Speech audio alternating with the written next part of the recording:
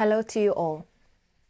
I'm recording this audio on the 13th of June, which happens to be the birthday of the late William Butler Yeats, a poet, the author of the poem The Second Coming.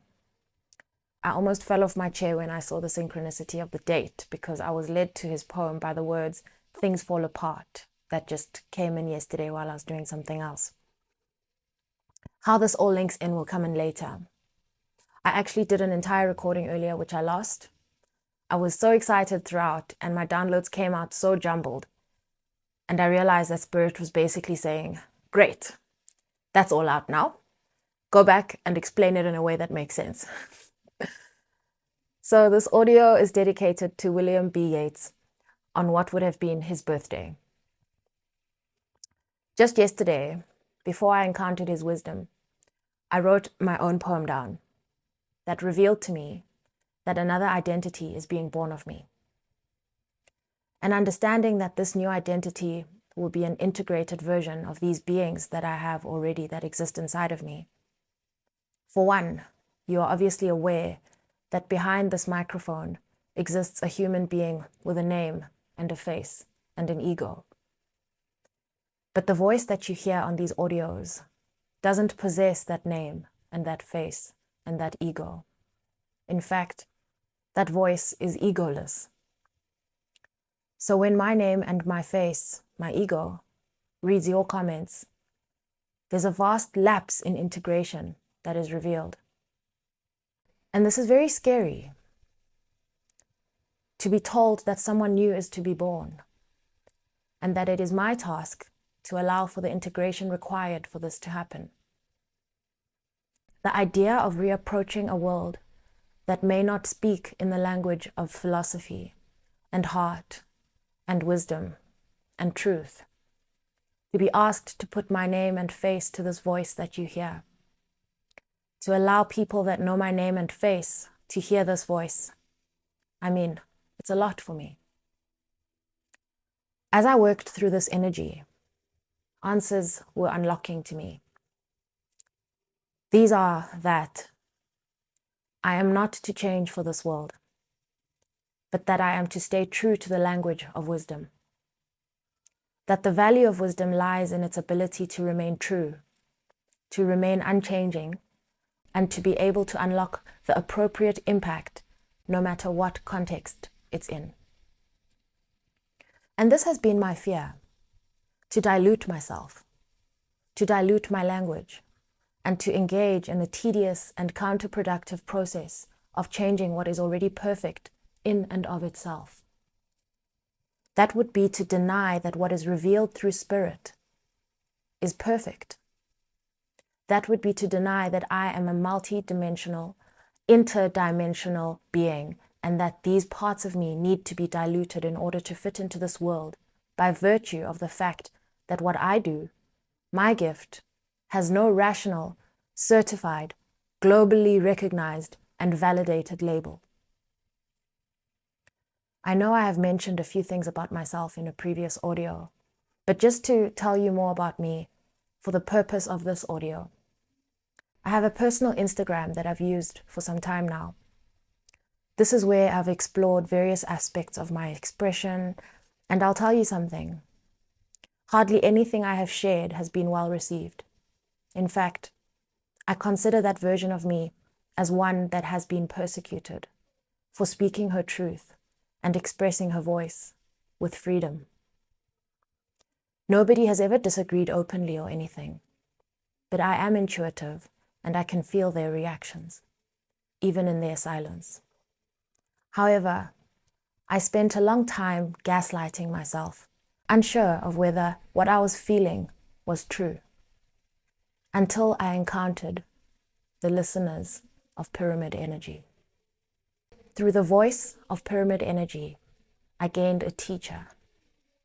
I am here in this space both as a leader and as a follower. And through my contemplation of this, I envisioned myself, the leader aspect of me, somewhere in the middle of a desert, on some kind of pilgrimage, having left something behind us in life, something not worth returning to, and finally finding a spot to lay a stake, as if to say, there is water here. This is where we shall settle.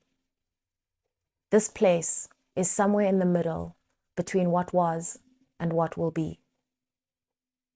This morning I wrote, I feel like my city just got hit by a hurricane or a tsunami, and like I've been washed out onto a shore that could either be paradise or the Amazon. The advice I got was, stay right where you are. Observe your new surroundings. Hurricanes and tsunamis are natural disasters. In this context, divinely orchestrated occurrences brought in for disruption. Restore your inner calm.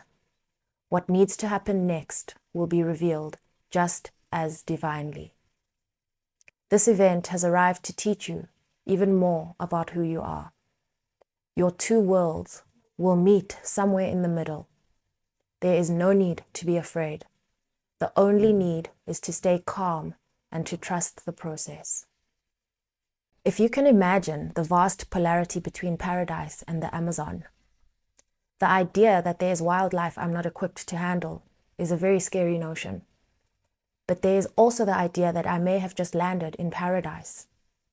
And the notion of not realizing that is even scarier.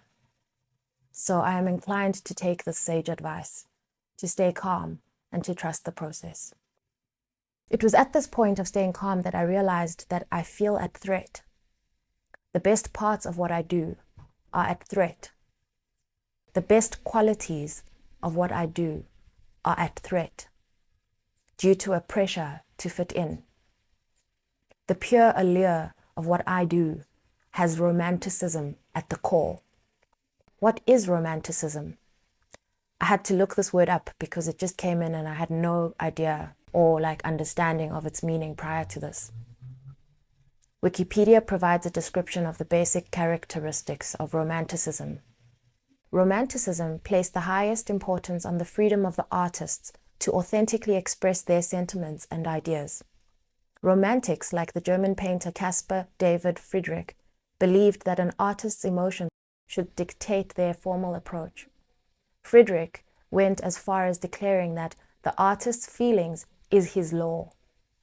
The Romantic poet William Wordsworth, thinking along similar lines, wrote that poetry should begin with the spontaneous overflow of powerful feelings, which the poet then recollects in tranquility, enabling the poet to find a suitably unique form for representing such feelings.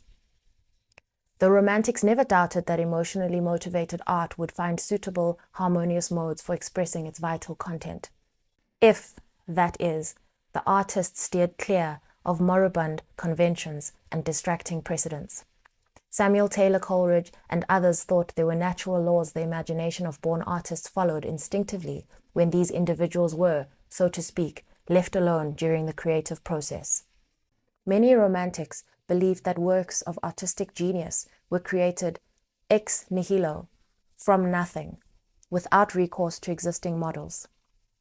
This idea is often called romantic originality.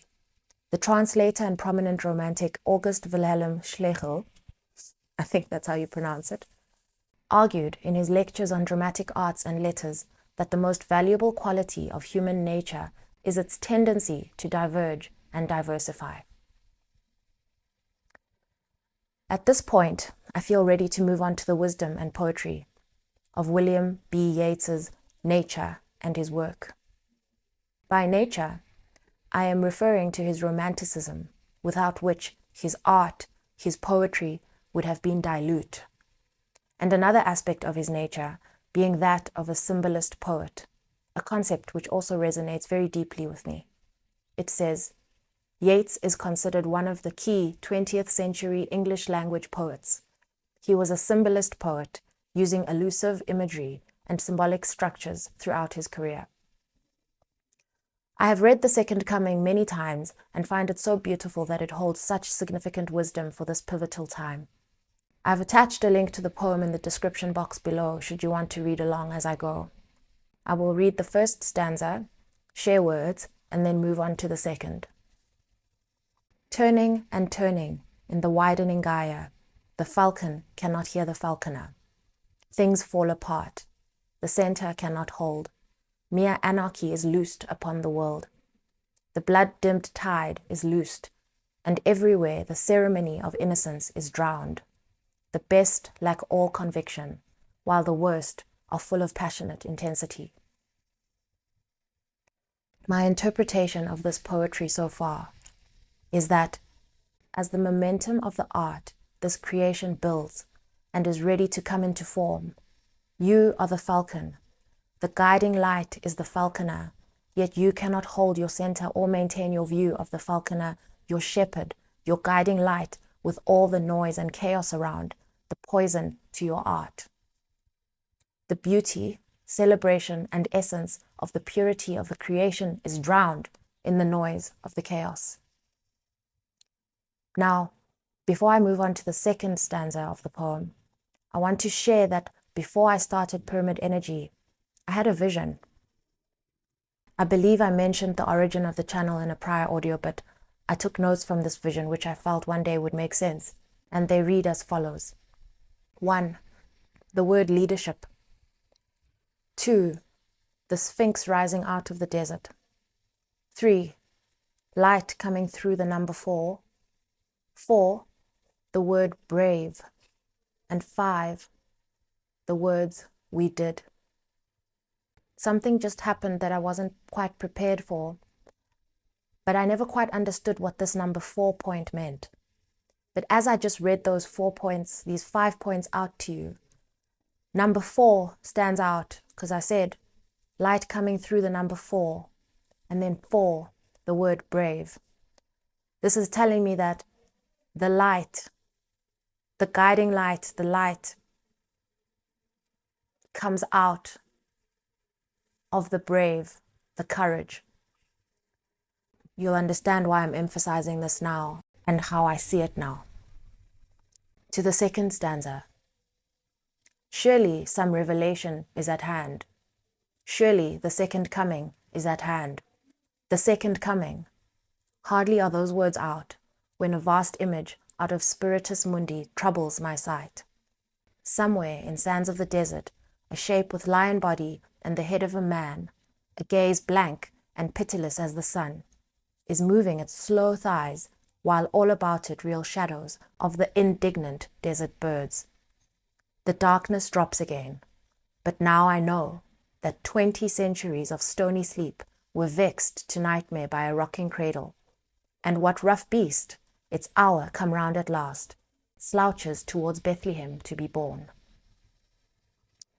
Now, the second coming, without going into all of the attachments to this term, I will say that it signifies a return and calls to the mind the term Christ consciousness, an explanation of which reads, the state of consciousness in which a person has found self-realization and unity with God or the divine.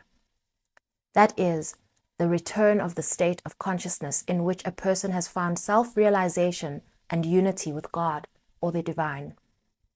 Then to the term Spiritus Mundi. Online it says, it is a Latin term that literally means world spirit, and that according to William Butler Yeats is a universal memory and a muse of sorts that provides inspiration to the poet or writer. This is what is incoming. Pure art, pure information, inspiration for your creation. This is what is under threat through dilution. And then there is the reference to the Sphinx. There is so much information available on the significance and mystery of the Sphinx. But there are two things that stand out for me, especially in relation to the notes from my vision. The first one is that the Sphinx reminds us of the lion in the strength card in the tarot, the card of courage. The second one is that nobody knows how or why the Sphinx's nose was offed, which made me consider the significance of the nose. Back to Google. A Saint Anthony focused on the nose as a symbol of discernment.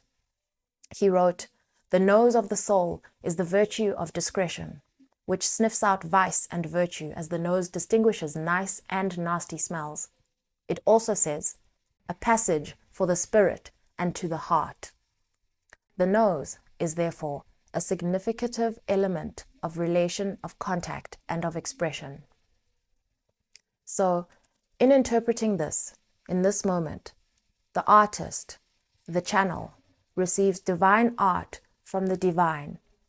Art, words, in a form that is perfect in and of itself. Its courage is now threatened because its nose has been cut off to prevent it from being able to discern its importance, perhaps to diminish the measure of its worth amidst the mystery of its palpable allure. A vicious attempt to stifle its message. The stanza goes on, and irrespective of its nose, the Sphinx's head faces the direction of where the star is born.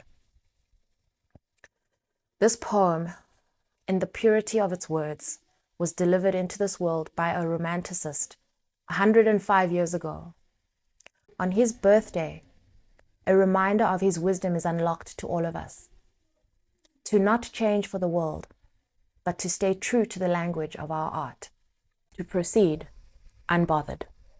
To know that the value of wisdom lies in its ability to remain true, to remain unchanging, and to be able to unlock the appropriate impact no matter what context it's in.